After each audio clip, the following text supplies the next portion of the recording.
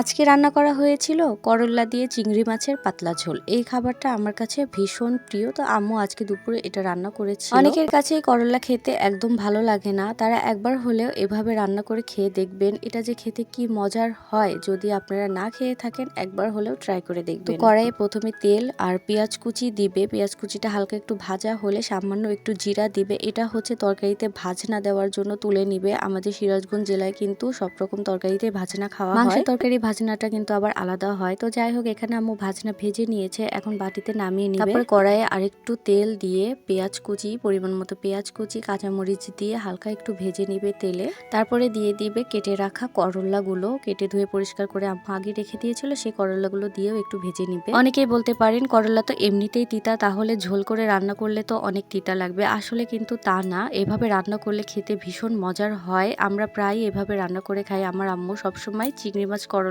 দিয়ে এভাবে রান্না করে, আর এটা খেতে ভীষণ মজা হয়। করল্লাটা হালকা ভেজে নেওয়ার পরে আম্মু এখানে পরিমাণ মতো লবণ, হলুদের গুঁড়া আর ধনিয়া গুঁড়া দিয়েছে। আর এই রান্নাটায় কিন্তু একদমই শুকনো মরিচের গুঁড়া দেওয়া হবে না, কাঁচামরিচ দিয়ে পুরো রান্নাটা করা হবে। তো এখানে চিংড়ি মাছও আম্মু দিয়ে দিল। চিংড়ি মাছটা দিয়ে একটু ভালোভাবে মশলার সাথে মিশিয়ে কিছুক্ষণ কষিয়ে নিবে।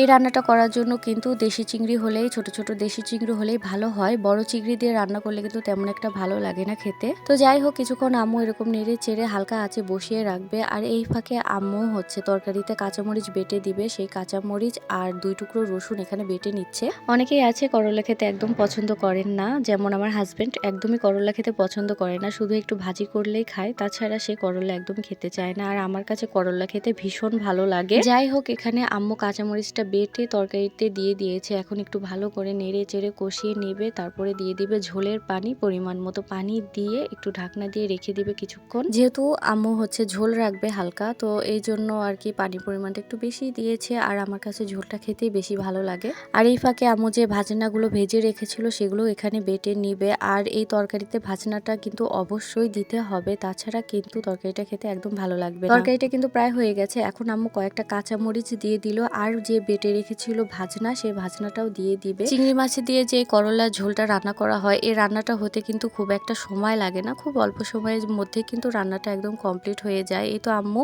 এখন হচ্ছে ভাজনাটা দিয়ে নেড়ে চেড়ে কিছুক্ষণ ঢাকনা দিয়ে রেখে দিবে, তাতে কিন্তু রান্নাটা একদম কমপ্লিট হয়ে যাবে। এই তো তরকারিটা কিন্তু রান্না হয়ে গেছে। আর রান্না হওয়ার পরে আম্মু অনেকক্ষণ চুলাতেই বসিয়ে রেখেছিল। এভাবে রান্না হওয়ার পরে যদি চুলাতে বসিয়ে রাখা যায়, তাহলে কিন্তু তরকারির কালারটা অনেকটাই সুন্দর হয়।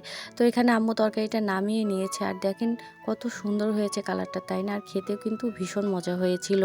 রান্না হওয়ার সাথে সাথেই তো আমি খেতে বসে পড়েছি। গরম ভাত আর গরম গরম করল্লা চিংড়ির পাতলা ঝোল, এই তরকারিটা দিয়ে ভাতটা মাখিয়ে খেতে যে কি মজা লাগছিল। আমি তো খুব বেশি করে ঝোল নিয়ে তরকারিটা দিয়ে মাখিয়ে খাচ্ছি। আমার কাছে এই তরকারির ঝোলটা খেতেই বেশি ভালো লাগে।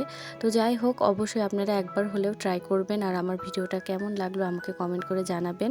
আমার ভিডিও আর আমার রান্নাটা যদি আপনাদের কাছে ভালো লেগে থাকে, অবশ্যই আমাকে লাইক, কমেন্ট, শেয়ার দিয়ে আমার পাশে থাকবেন। আজকে এ পর্যন্তই, কথা হবে নেক্সট কোনো ভিডিওতে। ততক্ষণ পর্যন্ত সবাই ভালো থাকবেন, সুস্থ থাকবেন। আল্লাহ হাফেজ।